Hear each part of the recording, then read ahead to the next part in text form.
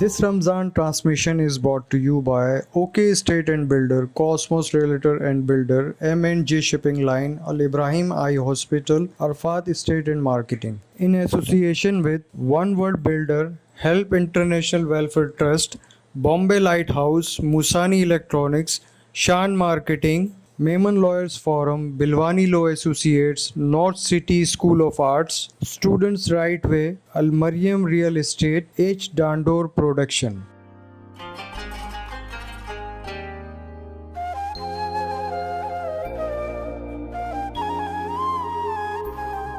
La ilaha illallah, la ilaha illallah, hasbi rabbi jallallah, ma fi qalbi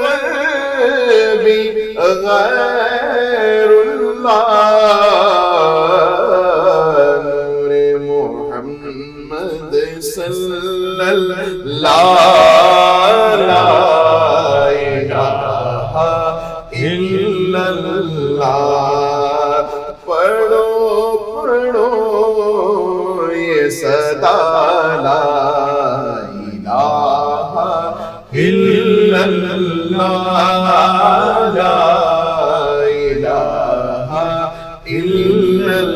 لا کھل جائے در جنت کے دوزخ کی سب آگ بجھے, پر دل سے کوئی ایک بار کہے لا الہ الا اللہ. پڑھو لا الہ الا اللہ, لا الہ الا اللہ. مولا دل کا زخم چھڑا, قلب نوری پائے جلا, دل کو کر دے آئینہ جس میں چمکے یہ کلمہ لا الہ الا اللہ, لا الہ الا اللہ, محمد رسول اللہ صلی اللہ تعالی علیہ وسلم.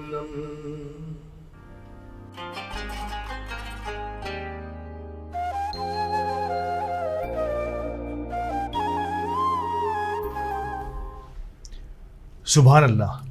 اتنا خوبصورت آغاز ہماری آج کی میرا رمضان کریم رونق افطار کی تیسری ٹرانسمیشن, اور میں آپ تمام کو حسب دستور حسب روایت ایک بار پھر رمضان المبارک کا پہلا عشرہ, رحمتوں بھرا عشرہ کی مبارکباد پیش کرتا ہوں, اور اس دعا کے ساتھ کہ یہ عشرہ صحیح معنوں میں رحمتوں کا عشرہ ثابت ہو ہم سب کے لیے, اور میرے تمام مہمان جو آ چکے ہیں اب تک, جو آنے والے ہیں, اور آپ تمام جمیع المسلمین کے لیے یہ رحمت و برا عشرہ صحیح معنوں میں اسلام کا گہوارہ اور رمضان کی صحیح معنوں میں تو رحمتیں لوٹنے کا عشرہ ثابت ہو. آج کے حسب معمول حسب دستور ناظرین ہمارے ساتھ آج بھی مقتدر مہمانان گرامی موجود ہیں, اور ہم چاہیں گے کہ آج میں سب سے پہلے پروگرام میں ان کا تعارف کرا سکوں. میرے ساتھ وطن عزیز کی شہر کراچی کی, اور اگر میں میمن کمیونٹی کی بات کروں تو ایک انتہائی مقتدر شخصیت موجود ہے.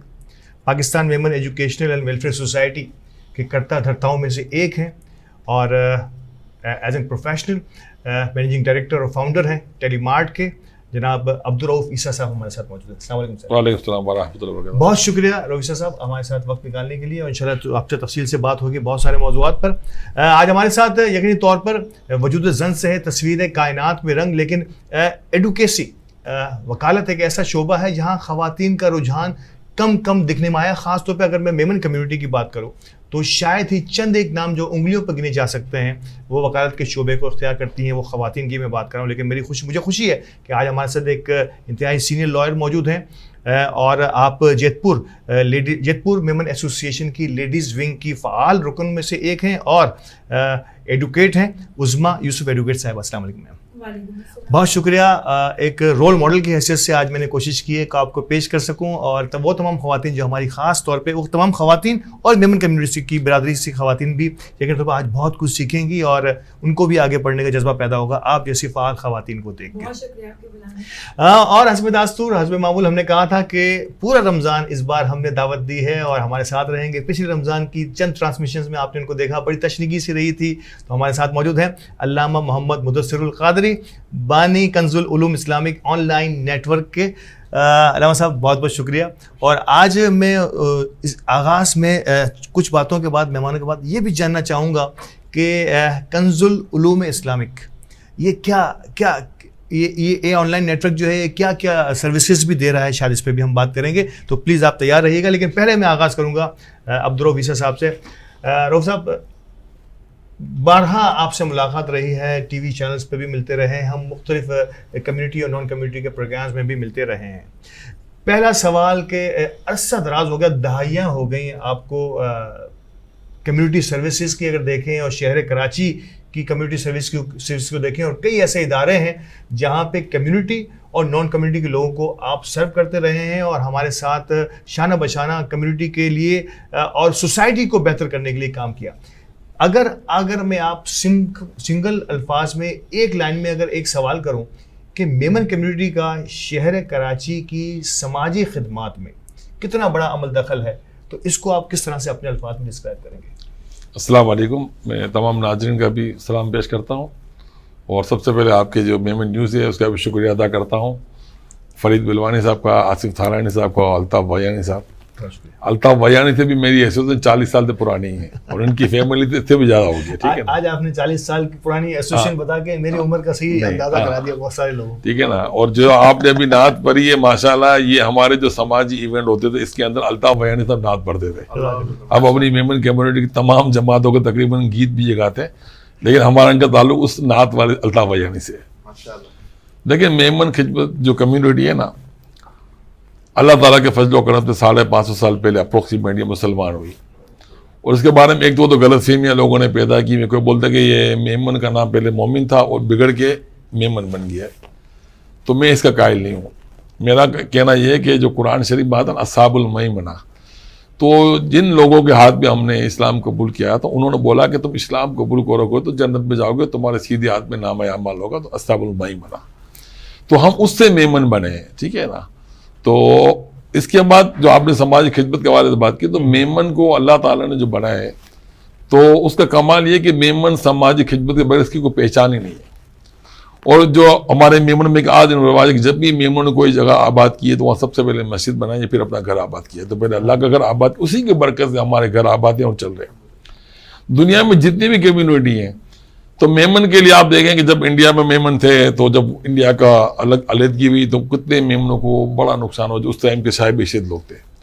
اس کے بعد بنگلہ دیش بنا تو بھی نقصان ہوا, رنگون بنا تو بھی نقصان ہوا. پھر اس کے بعد میمن اسٹوک میں کئی مرتبہ بیچارے ڈوبے. اسی طرح دبئی میں جائیں تو وہاں ڈوب گئے, جیسے گوادر ہے وہاں ڈوب گئے. نیشنلائز جب ہوا, اور جب سب سے بڑا انسیڈنٹ نیشنلائز کا تھا, جب ہمیں نیشنلائزیشن کی گئی نا, تو وہ میمنوں کے جو بڑے بڑے سیٹ لوگ تھے جو ان کی امپائر تھی سب تباہ ہو گئے. لیکن اللہ تعالیٰ نے میمنوں کو یہ برکت دی ہے کہ میمن آج جو پرانے وقتوں میں میمن تھے اس سے کئی گنا زیادہ ارب پتی ہیں, کئی گنا زیادہ کروڑ پتی ہیں.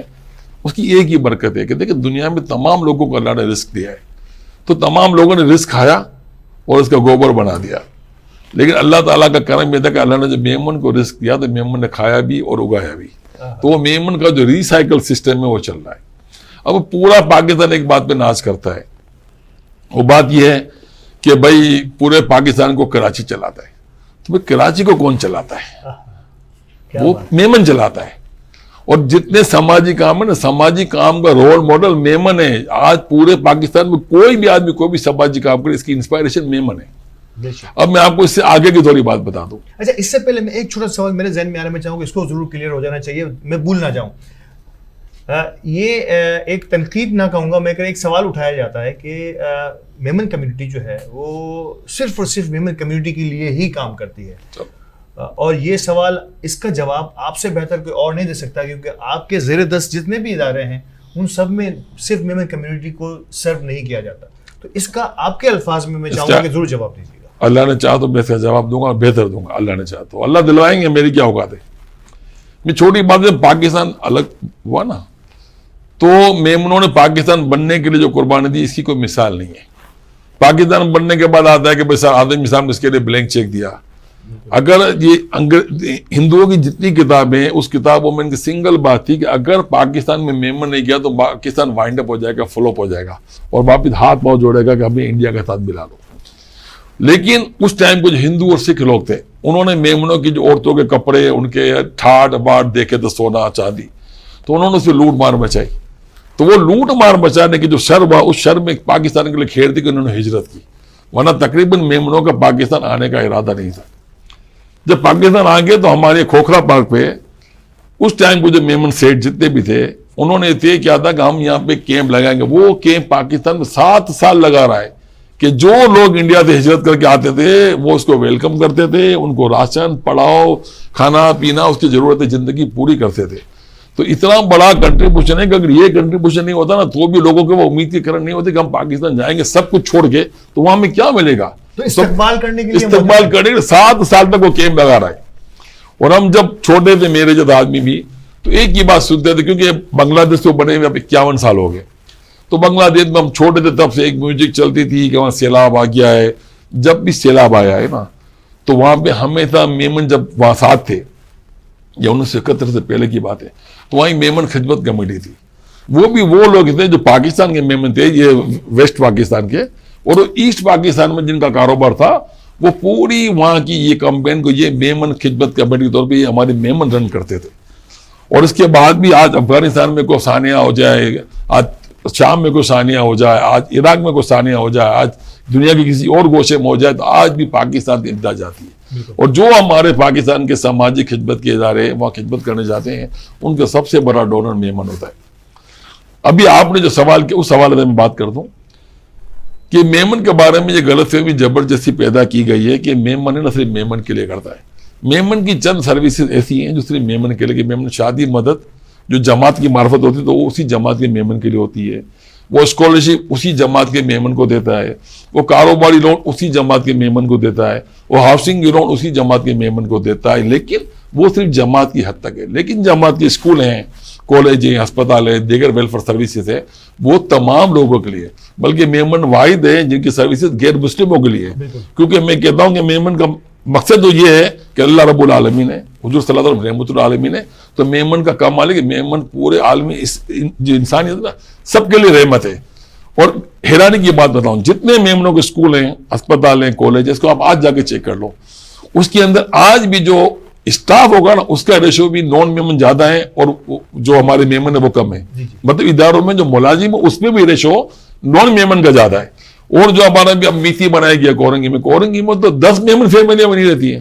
تو اتنا بڑا انسٹیٹیوشن جو ہزاروں آدمی ہر سال پڑھ کے جاتے ہیں, تو وہاں تو ہمارا کوئی کنٹریبیوشن نہیں ہے. اب آپ جتنے بڑے ادارے ہیں, قوت کا وہ, انڈس کا وہ, آگا خان میں بھی میمنوں نے بہت پیسے دیے ہوئے ہیں, اور اس کے علاوہ سٹیزن فاؤنڈیشن کو آپ دیکھ لیں, اس کے اندر میمن کا بہت بڑا کنٹریبیوشن ہے. آگا شوکت خان بنا ہے, اس میں میمن کا کنٹریبیوشن ہے. جب جنا کا کارڈیو ویسکولر بنا تو میمن کا کنٹریبیوشن ہے. کنڈی سینٹر بنا تو میمن کا کنٹریبیوشن ہے. SIUT کا سب سے بڑا ڈونر ہے, وہ میمن کمیونٹی سے بلونگ کرتا ہے. آپ لم سے چلے جاؤ تو میمن کمیونٹی کرتی ہے.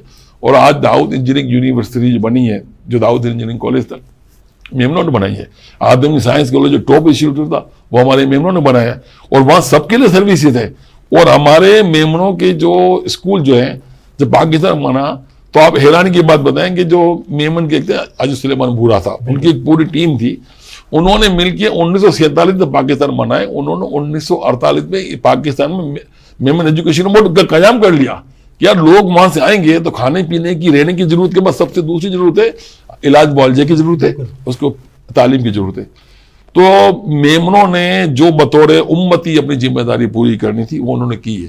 اور مجھے اللہ کا بھی شکر ادا کرتا ہوں कि मुसलमान होने पे, हुजूर का उम्मती होने पे और पाकिस्तान जैसा मुल्क देने पे और मेहमान होने पे। क्या बात। और यकीनी तौर पे मैं एक और सवाल मेरे जहन में आपकी इन बातों से ज़रूर आता है, लेकिन मुझे वक्फे के लिए कहा जा रहा है कि जब हिजरत हुई और बहुत सारे मेमन जो है वो पाकिस्तान में हिजरत करके आए, बहुत सारे मेमन दुनिया भर में फैल गए, और जो इंडिया में रह गए इसके बाद कुछ जो है वो वेस्ट की तरफ भी गए, कुछ यकीनी तौर पे इसके बाद फिर और भी आगे गए होंगे। लेकिन जहाँ जहाँ भी मेमन गया है वहाँ पे कोशिश ज़रूर की है कि कुछ ना कुछ चैरिटी का सिलसिला जो हमारी या मेमन कम्युनिटी की रगों में शामिल है उसको किसी न किसी अंदाज में पेश किया जाए। वक्फे के लिए कहा जा रहा है, और रौनक इफ्तार की ये ट्रांसमिशन जारी रहेगी, हमारे साथ रहेगा।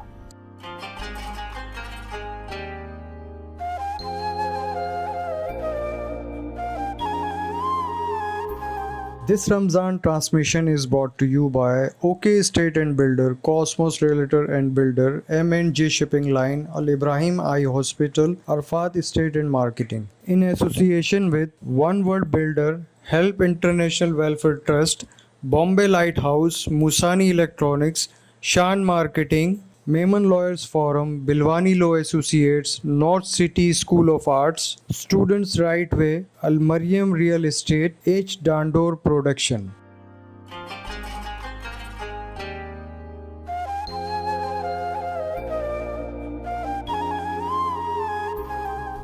एक बार फिर खुशामदीद रौनक इफ्तार और मेरा रमज़ान करीम ट्रांसमिशन में।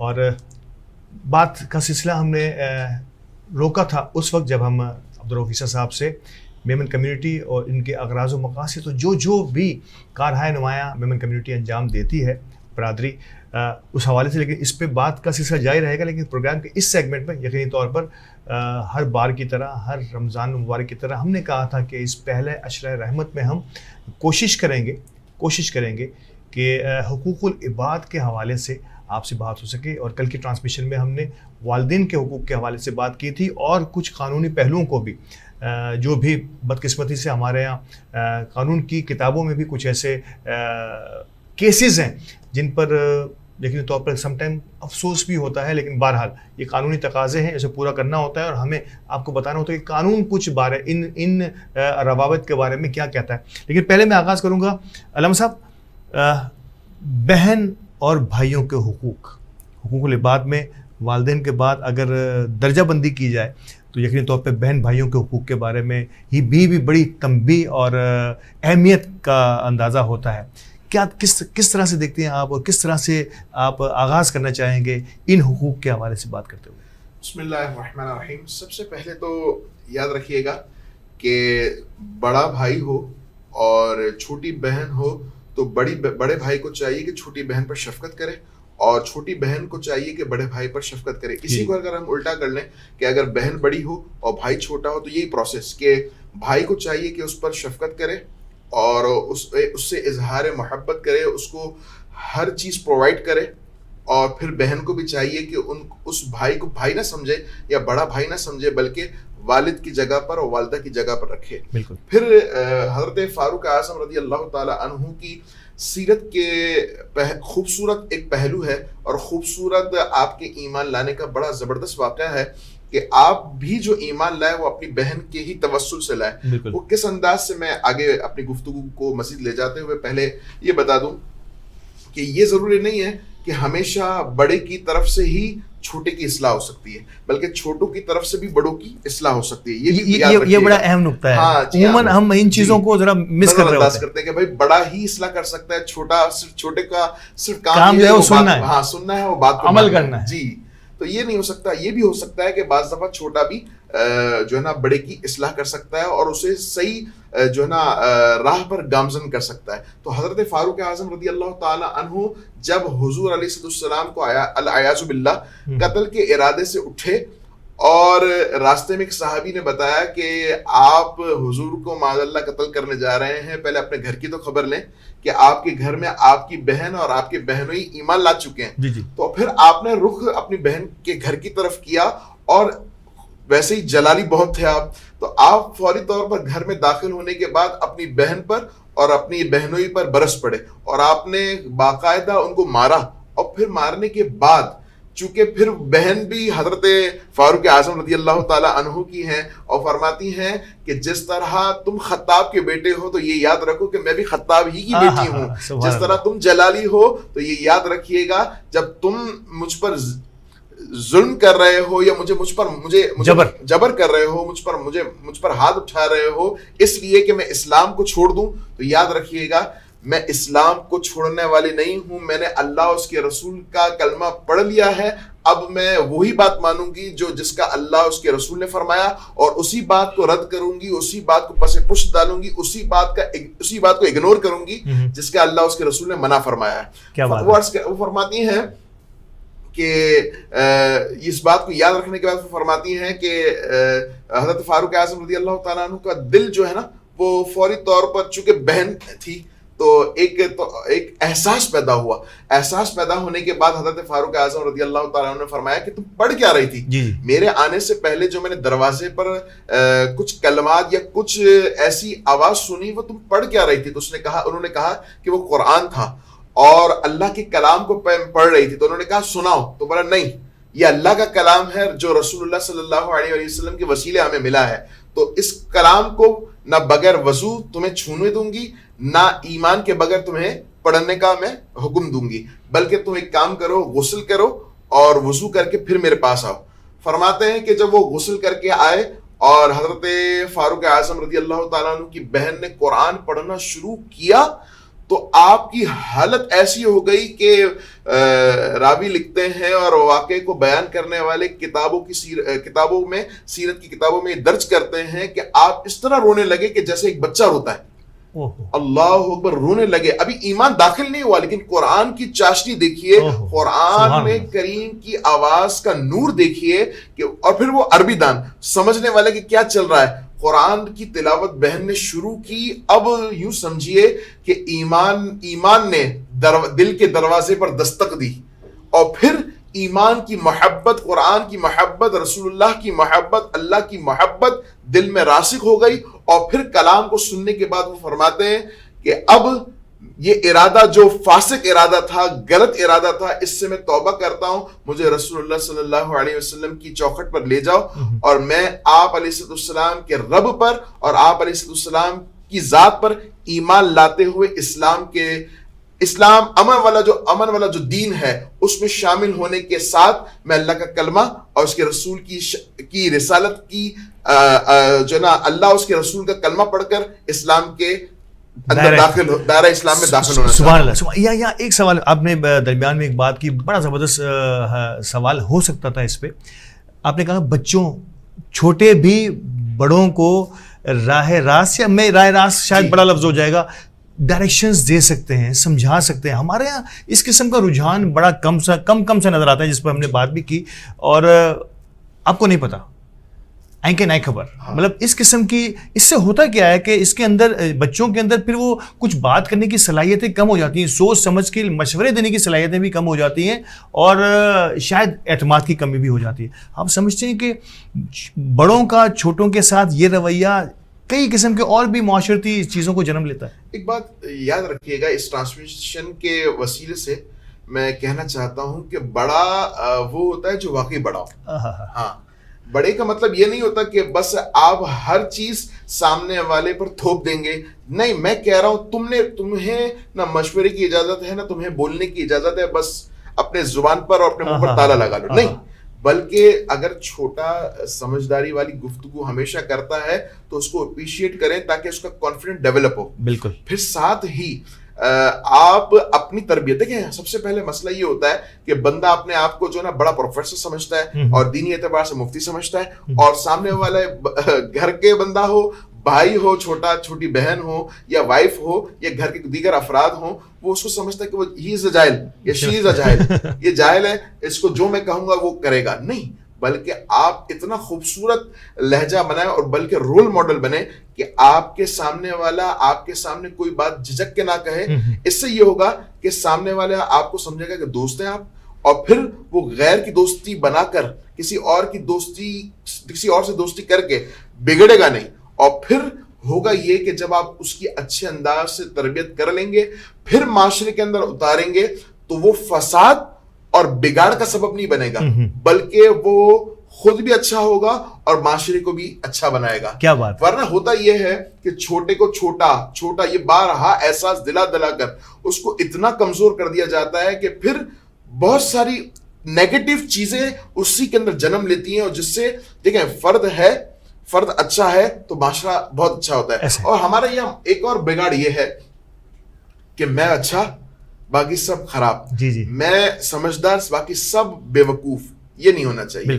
بلکہ ہونا یہ چاہیے کہ آپ, میمنوں میں اکثر یہ کہا جاتا ہے کہ باہر بڑائی اور گھر میں لڑائی, یہ نہیں ہونا چاہیے. بلکہ تربیت کا معاملہ یہ ہونا چاہیے کہ پہلے اپنے آپ کو اچھا رکھا جائے, اپنے آپ کی تربیت کو اچھا رکھا جائے, اور پھر سامنے والے سے اگر کوئی عمل ایسا ہو جائے تو اس کے مختلف پہلوؤں کی طرف روشنی ڈالتے ہوئے یا مختلف پہلو کی طرف نظر کرتے ہوئے اس سے پہلے یہ دیکھنا چاہیے کہ معاملہ, یہ مارکا, یہ معاملہ, یہ پریشانی کیوں آئی. بالکل, اور مطلب ٹھنڈا مزاج ضروری ہے, فوراً ہر چیز میں جذبات پر نہیں چلتا. ان شارٹ کہ بڑا پن یہ نہیں ہے کہ آپ اپنی بڑائی بیان کرتے رہیں, بڑا پن یہ ہے کہ آپ چھوٹوں کو بھی موقع دیں, کچھ بولنے کا موقع دیں, ان کے اندر اعتماد پیدا کریں.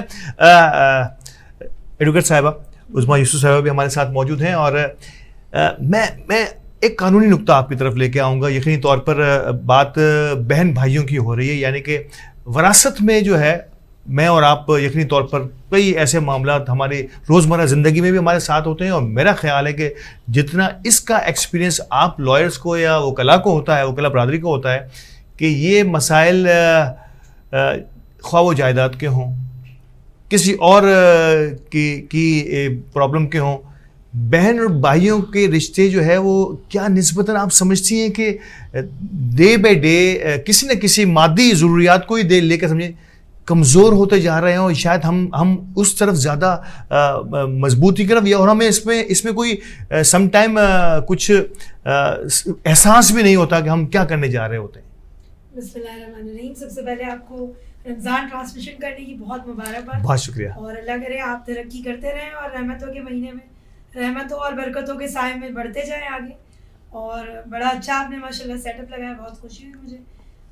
آپ نے جو مسئلہ اس وقت نازک میرے سامنے پیش کیا ہے, بہن بھائی کا دیکھیے رشتہ بہت نازک ہوتا ہے. جب تک لڑکیاں بیاہ کر کسی اور کے گھر میں نہیں جاتی, والدین کے گھر میں ہوتی ہیں, وہ بھائیوں کی شفقت میں, والد کی شفقت میں بڑھ رہی ہوتی ہیں. جب وہ کسی اور کے گھر بیاہ کے چلی جاتی ہیں تو وہاں بہت سارے مسائل ان کے سامنے موجود ہوتے ہیں. بالکل. ان کا ہر وقت ذہن اس طرح سے بڑھ رہا ہوتا ہے کہ اگر میں کسی بھی مسئلے سے نمٹنا چاہوں تو مجھے والد کا سہارا مل جائے گا, میں اپنے بھائی کو پکار لوں گی. ہم نے جتنی میری پریکٹس رہی ہے ابھی تک, اس میں گھریلو تنازعات کے حوالے سے یا کوئی آپسی معاملات میں ناچاکی ہو, سب سے پہلے ہماری جو لڑکیاں ہیں, جو بچیاں ہیں, جو بہنیں ہیں, وہ پہلے والدین کی طرف رجوع کرتی ہیں کہ آپ آ کر ہمارے مسائل سلجھا دیں. بالکل. اس میں والد کے بعد بھائی کا سب سے اہم کردار ہوتا ہے. کئی باتیں ایسی ہوتی ہیں تو بعض اوقات والد سے ڈسکس نہیں کی جا سکتی ہیں ڈیٹیل, لیکن بھائی بہن کا رشتہ اتنا مربوط اور منظم ہوتا ہے بچپن سے کہ وہ اپنے بھائیوں کو کہہ جاتی ہیں. اور بعض اوقات کیسز کو ڈیل کرتے ہوئے ایسا سامنے آیا کہ بھائی بڑے تیش میں آ جاتے ہیں, بہنوں ہی صاحب کو کچھ کلمات کہہ دیے اور اس سے آپس میں معاملات اور خراب ہو جاتے ہیں. جی, معاملات خراب ہو جاتے ہیں. لیکن جہاں تک آپ جائیداد یا وراثت کے تنازع کو لے کے چلیں تو ایسا بھی دیکھنے میں آیا ہے کہ وہ حق وراثت جو اللہ تعالیٰ کی طرف سے دیا گیا ہے, اس میں کہیں نہ کہیں اس طرح کی کوتاہی یا لاپرواہی کر دی جاتی ہے کہ اگر بہنیں بیاہ کے چلی گئی اور ان کو جہیز میں تحائف تحفے والدین کی طرف سے دے دیے گئے تو اب حق توارث میں ان کا حصہ نہ دیا جائے. کئی تنازعات ایسے سامنے آتے ہیں کہ اب والدین کی جائیداد کا اگر تصفیہ کیا جا رہا ہے آیا ان کی زندگی میں یا ان کے چلے جانے کے بعد, تو بھائی اس بات پر بہت جبلت پسند ہو جاتے ہیں کہ نہیں جی اب تو جائیداد میں صرف ہمارا حصہ ہے. لیکن ایسا نہیں ہے. اللہ اور رسول کے قانون کے مطابق بھائی 2 حصوں کا وارث ہوتا ہے اور بہن یا بیٹی 1 حصے کا. بالکل ایسا ہی ہے. لیکن اس معاملات کو لے کر لوگ پھر عدالت کو رجوع کرتے ہیں اور پھر عدالتیں ان کا تصفیہ کرتی ہیں. تو بہن بھائی کے معاملات ہیں تو نازک, لیکن اکثر اوقات آپ لا علمی کہہ لیں یا ہمارے معاشرے میں انداز پرورش اس قسم کا ہو گیا ہے کہ والدین یہ بچپن سے تربیت نہیں دے پاتے. صحیح بات. کہ اگر آپ اس گھر کا حصہ ہیں اور بچپن سے آپ اس گھر میں پلے بڑے ہیں, جیسے آپ کا اور آپ کی بیوی کا اس میں شراکت داری, یوں ہی آپ کی بہن یا بیٹی بھی گو کہ وہ بیاہ کے چلی جائے لیکن وہ اس حصے میں جائیداد کے اتنی ہی حقدار ہے. بے شک اللہ رسول کے قانون کے تحت اس کا حصہ آپ سے میں اس پہ یقینی طور پر ایک اور ایکسپیکٹ بھی میرے ذہن میں آ رہا ہے کہ کیا یہاں بھی کل بھی یہ سوال میں نے ہمارے مہمان سے کیا تھا کہ کیا اس میں میڈیشن کے یہ معاملات, گھریلو معاملات, ایک چھت کے نیچے ہونے والے معاملات, بہن بھائیوں کے معاملات اور فیملیز کے معاملات, میڈیشن کے ذریعے جیسے اور بہت ساری جگہوں پر ناظرین میمن کمیونٹی میں خاص طور پہ یہ میں اور آپ ہم سب دیکھتے ہیں کہ ایک میڈیشن کا بھی سلسلہ ہے, اور شاید یہ بھی ایک بلیسڈ کمیونٹیز میں سے ایک کمیونٹی ہونے کے بجائے کہ ہم پہلی کوشش ہماری یہ ہوتی ہے کہ یہ ودن کمیونٹی یا ودن جماعت ایسے بہت سارے ڈسپیوٹ جو فیملی ایشوز کی وجہ سے بھی ہو سکتے ہیں, شاید ہو سکتا ہے کہ اس میں کہیں نفقہ اور جائیداد کے مراتب بھی سامنے آتے ہوں, تو میں ضرور چاہوں گا کہ میڈیشن کی کتنی بڑی اہمیت ہے, اور میں چاہوں گا اگر اویسا صاحب اس پہ ضرور اپنی گزارشات پیش کریں. لیکن رونق افطار میں دوسرے وقفے کا ٹائم ہو گیا ہے اور مجھے کہا جا رہا ہے تو ہمارے ساتھ رہے گا میرا رمضان کریم.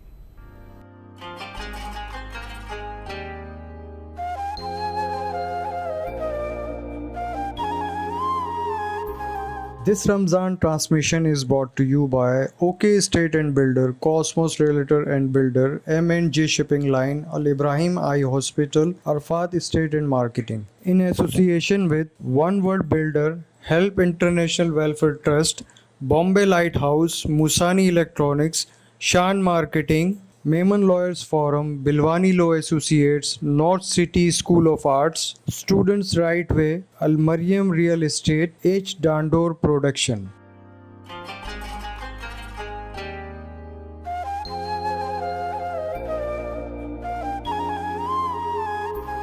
ویلکم بیک ناظرین, اور رونق افطار کے اس آخری سیگمنٹ میں میں ایک بار پھر مہمانوں کے ساتھ موجود ہوں, اور اس بابرکت اور رحمت و بھرے عشرے میں ہم سب اسی دعا کے ساتھ ہیں کہ جو بھی ہم بات کرتے چلے جا رہے ہیں, ایک خاص بات جو میں ہماری اس ٹرانسمیشن کے حوالے سے بات کروں گا کہ ناظرین یقینی طور پہ آپ کو تھوڑی سی خشک لگ رہی ہوگی کہ کوئی اس میں ہلہ گلہ نہیں ہے, کوئی اس میں گیمز نہیں ہو رہے اس رمضان ٹرانسمیشن میں, جبکہ اور بہت سارے چینلز پہ بہت کچھ دیکھنے کو مل جاتا ہے.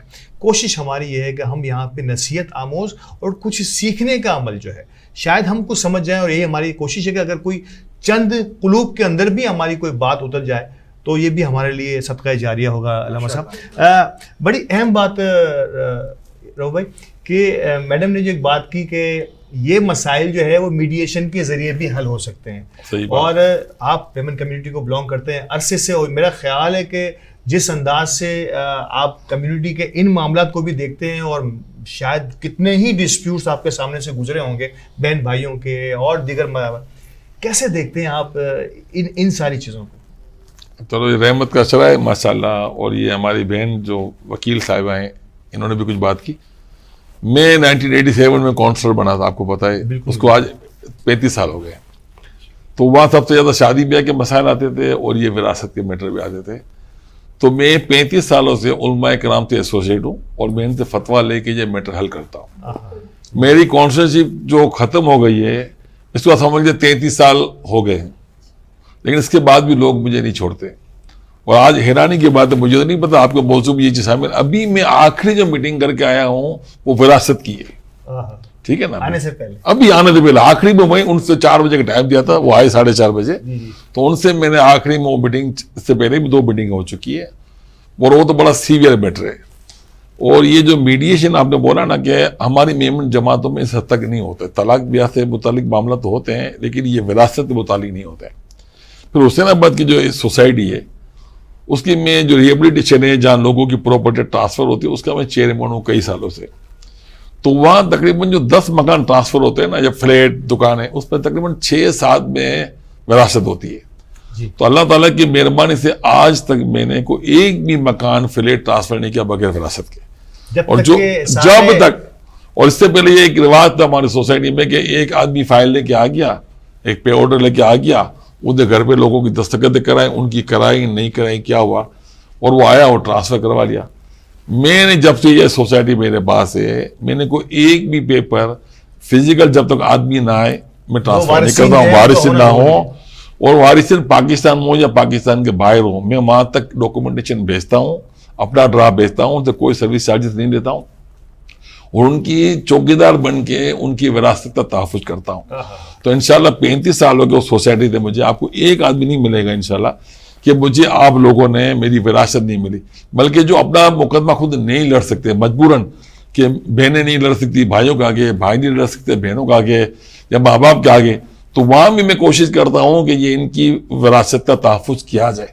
अभी आखिर में मैं एक कागज़ पढ़े बगैर आया हूँ, अल्ताफ वजानी साहब जिस जमात से बिलोंग करते हैं उनकी जमात के पेपर मेरे टेबल पर भी आखिरी रख के आया हूँ, जो मैंने पढ़ा नहीं है, अब मैं कल जाके पढ़ूंगा, वो भी विरासत का मैटर है, ठीक है ना।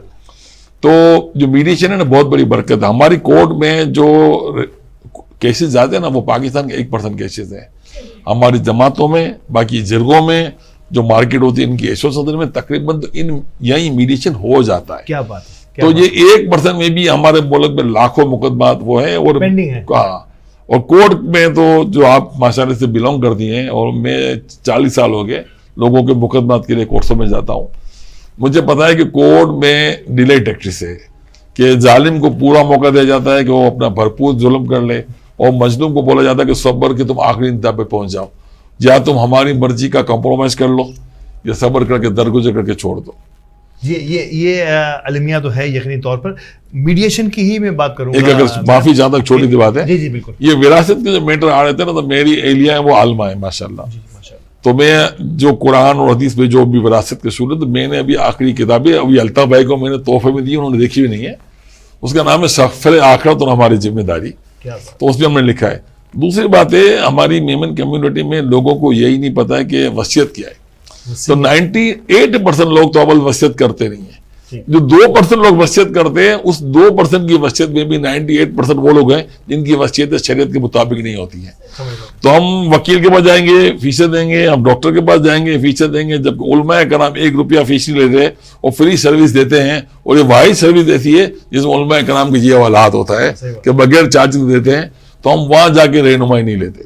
और जो हमारे हजरात जब झगड़ा हो जाता है, तो झगड़े के बाद जब मुफ्ती के पास जाते हैं, तो वो झूठ की बुनियाद पर फतवा से लेते हैं, तो एक ही फैमिली के 6-8 भाई बहन अलग अलग फतवा अपने अपने मुफाद का लेके आते हैं। तो सबसे बड़ी बात है कि हर एक को खौफ है। और मैं आपको आज ही बता दूं, जितनी भी बुराइयां दुनिया में हैं वो मेमनों में भी हैं, हम इंसान हैं, लेकिन उसका सबसे कम रेशो बुराई का मेमनों में है। और जो खूबियां हैं, अल्लाह की मेहरबानी ऐसी कि खूबियों का जो रिवाज वो मेमनों में सबसे अल्लाह ने बेहतर रखा हुआ है। लेकिन आज हमारी मेमन फेडरेशन को, जो हमारे उलमाए कराम है, इनको, और इस पर वर्कशॉप हुई हैं, सेमिनार हुए हैं, हम सीखने को तैयार नहीं है। जब आप बोल रहे गेम नहीं है, कोई इवेंट नहीं है, शोर शराबा तमाशा नहीं है, और आजकल मेमनों हर जमात ने शुरू कर दिया PSL करो, तो अभी शरई PSL भी करना चाहिए कि हमें शरीयत को सीखने के लिए, माँ बाप के हुकूक के लिए, भाई बहनों के हुकूक के लिए, जो शादियां करें उन शादियों को आबाद करने के लिए, और खेल के मामला को आगे बढ़ाने के लिए, तनाजात खत्म करने के लिए, हमारी मेमन कम्युनिटी जो बच्चे हैं जिनकी उम्रें निकल चुकी हैं उनकी शादियों के लिए, जो बेवा हो चुकी हैं उनकी शादियों के लिए, जो तलाक वाली होगी उनकी शादियों के लिए, तो इसके लिए हमें स्पेशल टास्क फोर्स बना के ये काम करना पड़ेगा। ये इतने बड़े मसाइल हैं जो एंडलेस है। और मैं, आपने जो बात बोली ना जो विरासत की, तो मैं एक मिसाल देता हूँ, नहीं देनी चाहिए लेकिन देता इसलिए हूँ कि जब तक भाई कुंवारे होते हैं ना, भाई होते हैं, और जैसे भाई की बीवी आती है भाई बहनों ही बन जाता है। और जब आपकी बेटी बहनों की शादी हो जाती है भाइयों की ना, तो फिर वो अपने मियाँ से चल रही होती है रिमोट से, ये अपनी बीवी के रिमोट से, तो इसीलिए झगड़े चल रहे होते हैं। अगर एक ही रिमोट खौफ खुदा वाला हम एडॉप्ट कर लें और वो एप्लीकेशन डाउनलोड कर लें और शरीयत को फॉलो कर लें, तो कोई झगड़ा है ही नहीं दुनिया में, शैतान बेरोजगार हो जाएगा। लेकिन हमने आपस में दीन को नहीं समझ के, दीन को पशे पुश डाल के, दुनिया में गड़क होके शैतान को रोजगार पे लगा दिया। बिल्कुल, शैतान को रोजगार पे लगाया। मैं कानूनी नुक्ता भी जरूर आपके सामने लाऊंगा, प्रोग्राम के आखिरी लम्हात की तरफ है कि कानूनी तौर पर भी कोई मीडिएशन का पैसेज होता है कि जज साहब कहेंगे यार ये तो आपके घर का मैटर है, क्यों नहीं इसको किसी और अंदाज से आप लोग इसको टैकल कर लेते हैं, किसी और फोरम पे आप इसे नहीं ले जाते, ताकि अदालत का अहम तरीन वक्त जो है वो इस पे ज़ाया ना हो, अगर आप चाहते हैं तो। क्या ऐसा मौका होता है कभी? जी बिल्कुल ऐसा मौका होता है। और अगर کوئی میٹر ایسا ہے جس میں مصالحت کی بہت اچھی گنجائش ہے اور وراثت سے متعلق ہو یا فیملی تنازعات سے متعلق ہو، یہ بالکل موجود ہے اور یہ بالکل اپرووڈ ہے. سول پروسیجر کورٹ میں یہ بات موجود ہے ہماری کہ اگر آؤٹ آف دا کورٹ دونوں پارٹی رضامند ہیں تو بائی میوچل کنسینٹ ہم یہ کورٹ کو دے سکتے ہیں عرضی کہ آپ اس پر ہماری درخواست کو سن لیں اور یہ تصفیہ عدالت کے باہر ہی طے کر لیا جائے. اور جائیداد کے معاملات میں تو جیسے کہ عبدالرؤوف صاحب نے کہا باقاعدہ طور پر علماء اکرام سے فتویٰ لیا جا سکتا ہے اور جو حصے شریعت کی طرف سے مقرر کردہ ہیں، ازل سے مقرر کردہ ہیں، جب سے شریعت نافذ العلم عمل ہے دین اسلام میں، ہماری بہن کا حصہ، والدہ کا حصہ، بھائی کا حصہ، یہ فتوے کی روشنی میں آؤٹ آف دا کورٹ بھی ڈیوائڈ کیا جا سکتا ہے. پہلے ہمارے جو وراثت کے معاملات ہوتے تھے وہ سکسیشن کے تھرو کورٹوں میں حل کیے جاتے تھے، لیکن نادرا کا امینڈڈ لا ہے بائی گورنمنٹ اور اب ورثہ جو ہے وہ نادرا میں جا کے اپیئر ہوتے ہیں اپنی جائیداد، چاہے وہ موویبل پراپرٹی ہو، منقولہ یا غیر منقولہ، اس کی تمام تر مندرجات نادرا میں پیش کرتے ہیں اور نادرا ان کے وارثوں کے نام لے کر اس کو ڈیوائڈ کر کر ان کا شیئر ان کے ساتھ ان کو مہیا کر دیں. ایسا ہی ہے. لیکن پہلے ایسا ہوتا تھا کہ ہم کورٹ میں اپیئر ہو کے کرتے تھے. اب یہ ہو رہا ہے کہ جو تصفیے ہیں وہ سلجھانے کے لیے پارٹیز کورٹ آ رہی ہیں کیونکہ آپس میں کوئی ایسا ہے کہ والدین کی مثال کے طور پہ ڈیتھ ہو گئی اور بھائی اور بہن جو کہ دونوں شادی شدہ ہیں، اب بھائی اسی مکان میں رہ رہا ہے اور بہن مانگ رہی ہے کہ مجھے میرا حصہ دے دو. جی ایسا ہی. تو وہ اس طرح کے تصفیے جو ہیں وہ کورٹوں میں آ رہے ہیں اور وہ عبدالرؤوف صاحب کی یہی بات کہ وہ اللہ رسول کے قانون کو بھول چکے اور اس تحت اگر ہم چاہیں تو عدالتوں سے باہر ان کی کاؤنسلنگ کر کے ان کی میڈیشن کر کے بے شک اس فیصلے کو جو کہ دو گواہان کی موجودگی میں اور فتوے کی موجودگی میں کیا جائے، عدالت میں بالکل سبمٹ کرا سکتے ہیں. بالکل، اور ایسا ہی ہے. اور میں ایک بار پھر آج اس بابرکت مہینے کی وساطت سے آپ تمام ہی لوگ جو بھی مجھے سنیں، بلکہ ہم خود بھی اس میں شامل ہوں گے کہ ایسے تمام تصفیہ طلب مسائل خاص طور پہ جو ایک چھت اور ایک خون کے ہوں، انہیں کوشش کی جائے کہ کسی ایسے پلیٹ فارم تک بھی جانے کی ضرورت نہ پڑے. ہم آپس میں مل بانٹ کر ہنسی خوشی، کیونکہ زندگی تو ساتھ ہی گزارنی ہے، پیسہ یا کوئی بھی جائیداد یا کوئی بھی ایسی چیز زندگی بھر ہمارے ساتھ رہنے والی ہوگا، وہ ہماری محبتیں، وہ ہماری یادیں. تو پروگرام کے اس آخری حصے میں نے آپ سے کہا تھا کہ میں علامہ صاحب سے درخواست کروں گا کہ ہمیں مختصراً بتا دیں کہ Kanz ul-Uloom Islamic online network جو ہے یہ کس طرح سے عوام الناس کی دنیا بھر میں خدمت کر رہا ہے. اگر آخری اسے 1 منٹ میں اگر آپ بتا دیں تو لیکن تو ہمارے لیے بڑی بہت سارے ناظرین ہم سے پوچھ رہے ہیں کہ ہمیں بتایا جائے کہ کس طرح سے یہ آن لائن نیٹ ورک جو ہے دین کی ترویج کے لیے کام کر رہا ہے.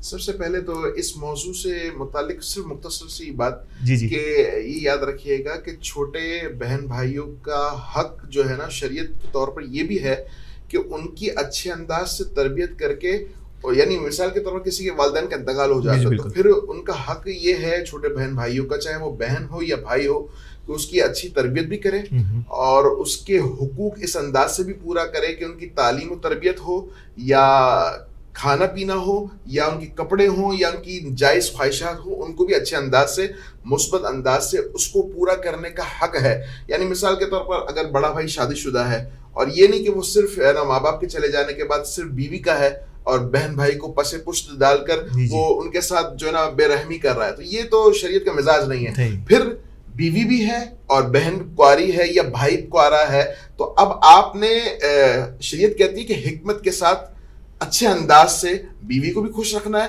اور ایسا بھی نہیں ہو کہ بھائی یا بہن کی وجہ سے بیوی کی جو نا حق تلفی ہو، اور ایسا بھی نہیں روا ہے کہ بیوی جو نا بیوی کے ساتھ تو اچھا رویہ ہے لیکن بھائی بہنوں کے ساتھ بیلنس. یہ شریعت بیلنس کو ہی پسند کرتی ہے.